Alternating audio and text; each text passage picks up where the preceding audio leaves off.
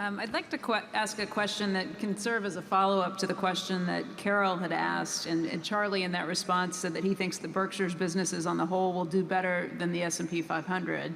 Clark Cameron from Birmingham, Alabama, who owns 281 shares of Berkshire B, writes in and asks, why have you advised your wife to invest in index funds after your death rather than Berkshire Hathaway? I believe Munger has counseled his offspring to, quote, not be so dumb as to sell.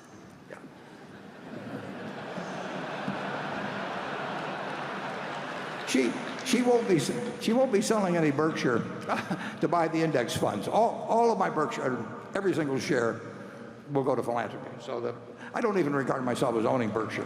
Basically, it's committed. And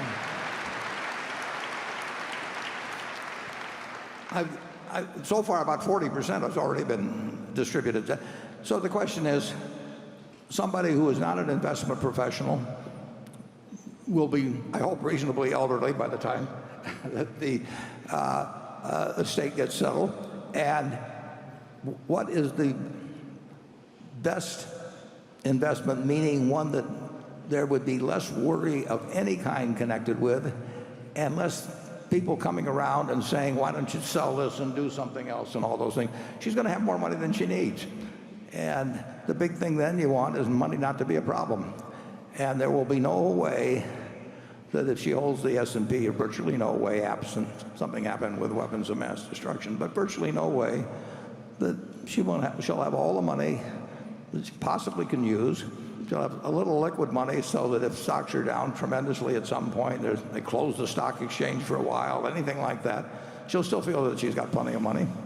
And the object is not to maximize. It doesn't make any difference whether the amount she gets doubles or triples or anything of the sort. The important thing is that she never worries about money the rest of her life.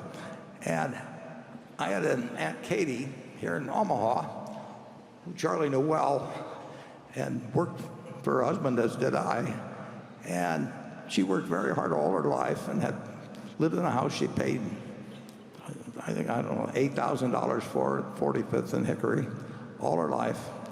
And because she was in Berkshire, she lived to 97. She ended up with, a few $100 million. And she would write me a letter every 4 or 5 months, and she'd said, dear Warren, I hate to bother you, but am I going to run out of money? And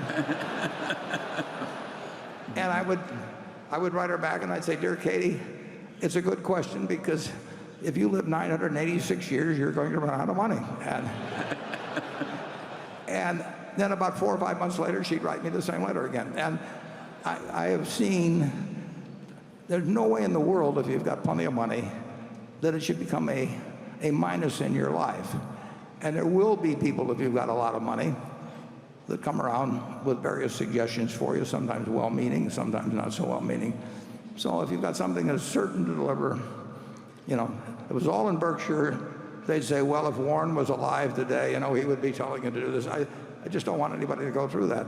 And the S&P will be I think actually what I'm suggesting was what a very high percentage of people should do something like that. And I don't think they will have I think there's a chance they won't have as much peace of mind if they own one stock and they've got neighbors and friends and relatives that are trying to do some, like I say, sometimes well-intentioned, sometimes otherwise, to do something else. And so I think it's a policy that will get a good result and is likely to stick. Charlie? Well, as Becky said, the Mungers are different. I want to hold the Berkshire. Well, I want to hold the Berkshire too. No, I don't like the. I recognize the logic of the fact that S&P algorithm is very hard to beat. In a diversified portfolio of big companies, it's all but impossible for most people. But I'm just more comfortable with the Berkshire. Well, it's the family business. Yeah. But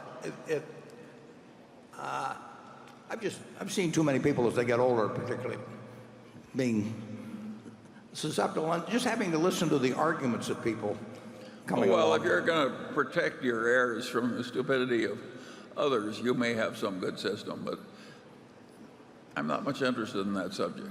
Okay.